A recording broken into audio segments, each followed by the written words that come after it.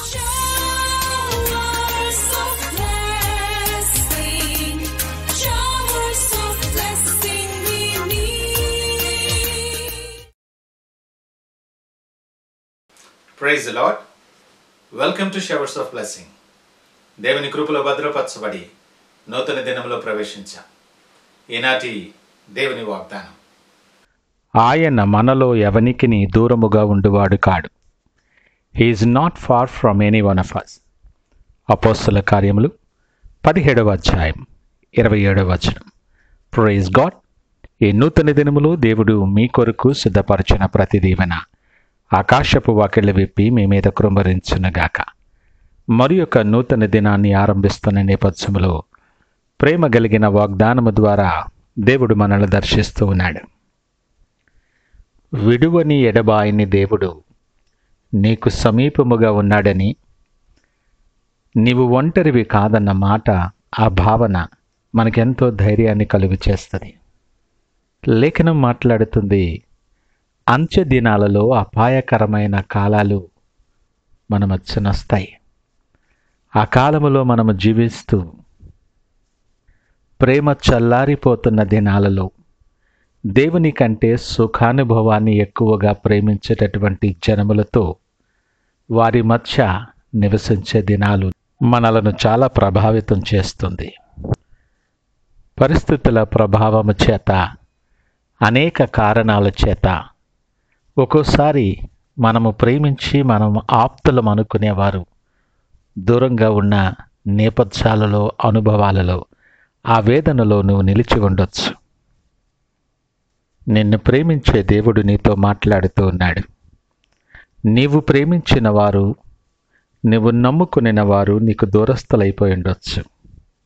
కానీ నిన్ను ప్రేమిస్తున్న తండ్రి నీకు దూరముగా ఉండటానికి ఇష్టపడట్లేదు. ఆయన సన్నిధి ఎప్పుడు నిత్యము నీతో ఉన్నది. నీ పరిస్థితిని ఎరిగిన దేవుడు విరిగి నలిగిన హృదయము కలవారికి ఆయన ఆసన్నుడని లేఖనము ద్వారా బలపరుస్తూ ఉన్నాడు.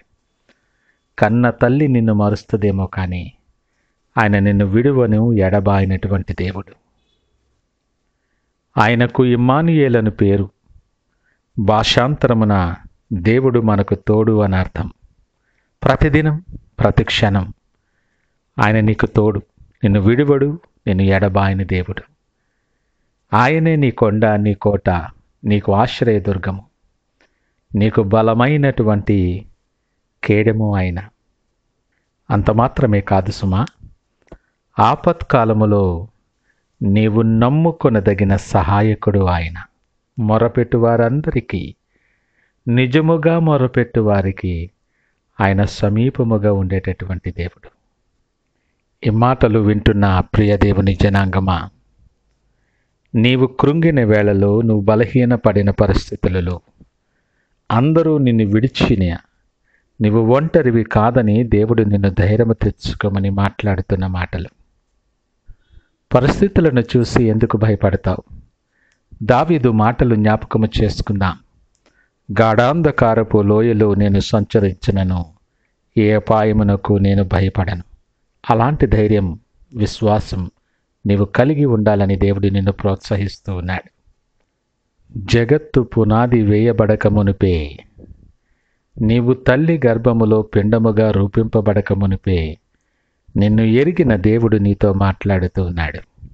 నా కుమారుడా, నా కుమార్తె, నా సంగమా, నువ్వెవరైనప్పటికీ, ఏ స్థితిలో ఉన్నప్పటికీ నీకు దూరముగా ఉండే దేవుణ్ణి కాదు. భయపడకు, నేను నీ దేవుడినై ఉన్నాను. దిగులు పడద్దు, నిన్ను బలపరచువాడను నేనే, నీకు సహాయము చేయువాడను నేనే అని దేవుడు మాట్లాడుతూ ఉన్నాడు. ఈ నూతన దినాన్ని ఆరంభిస్తున్న నేపథ్యంలో ఒంటరితనముతో నువ్వు బాధపడుతున్నావా? అనేకమైన దిగులు నిన్ను ఆవరించి ఉండి కృంగిపోతున్న నేపథ్యంలో నువ్వు ఉన్నావా? ఏం చేయాలో తోచినటువంటి నిర్లిప్తత కలిగినటువంటి నేపథ్యంలో నువ్వు ఉన్నావా? నీ పరిస్థితి ఏదైనా, జీవము కలిగిన దేవుడు, నిన్ను ప్రేమించు దేవుడు, నీ ఎడల ఉన్నతమైన ప్రణాళిక కలిగిన దేవుడు నీతో మాట్లాడుతూ ఉన్నాడు. నేను నీ పక్షముగా ఉండగా నీకు విరోధి ఎవడు అంటున్నాడు. నీ చేయి పట్టి నడిపించటానికి, నీ మార్గముల మీద వెలుగు ప్రకాశింపచేయటానికి నిన్ను ప్రేమించని దేవుడు ఇష్టపడి నీ కొరకు ఎదురు చూస్తూ ఉన్నాడు. ఎన్ని దినాలు దూరంగా ఉంటావు? ఎన్ని దినాలు నీకు తెలియకుండానే దేవునికి దూరమైపోతున్నావేమో. దేవుడు నీతో మాట్లాడుతూ ఉన్నాడు. నువ్వు మొర పెడితే సమీపముగా ఉండే దేవుడు. ప్రయత్నించు. ఈ నూతన దినం దాని కొరకే నీకు ఇవ్వబడింది. లేఖనం అంటుంది, మీరు దేవుని దగ్గరకు రండి, అప్పుడు ఆయన మీ దగ్గరికి వస్తాడు. మొదటి అడుగు నీది. నా తండ్రి అని నువ్వు అడుగు వేసినప్పుడు, ప్రభువా అని నువ్వు చేయి చాపినప్పుడు, ఆయన నీకన్నే నీ దగ్గరకు వచ్చి పరిగెత్తుకొని వచ్చి నిన్ను హత్తుకొని నిన్ను దీవించేటటువంటి దేవుడు ఈ ఉదయకాలము నీతో పాటు ఉన్నాడు. నీతో మాట్లాడుతూ ఉన్నాడు. ఈ నూతన దినమనే అవకాశం నీకు ఇచ్చిన నేపథ్యంలో ఒక్కసారి నీ మనస్సాక్షిని ప్రశ్నించుకొని హృదయాంతరాలలోండి ఆలోచన చేసి కృతజ్ఞత కలిగిన వారిగా ఆయన వైపు చూడటానికి, ఆయన వైపు తిరగటానికి, ఆయన దగ్గరకు చేరటానికి మొదట అడుగు వేయటానికి సిద్ధపడి ప్రార్థనతో దినాన్ని ఆరంభిద్దామా? ప్రార్థించుకుందాం. పరిశుద్ధుడు, ప్రేమ నమ్మకమైన మా యేసయ్య స్తోత్రాలు. మేము దూరంగా జరిగిపోతున్న నేపథ్యంలో మేము నీ తట్టు తిరిగితే, మిమ్మల్ని తండ్రి అని పిలిస్తే, మేము నీకు మొర పెట్టగలిగితే మాలో ఎవ్వరికీ దూరముగా ఉండే దేవుడవు కాదు. నీ హస్తము చాపి మమ్మలను పట్టుకొని లేవనెత్తువాడు.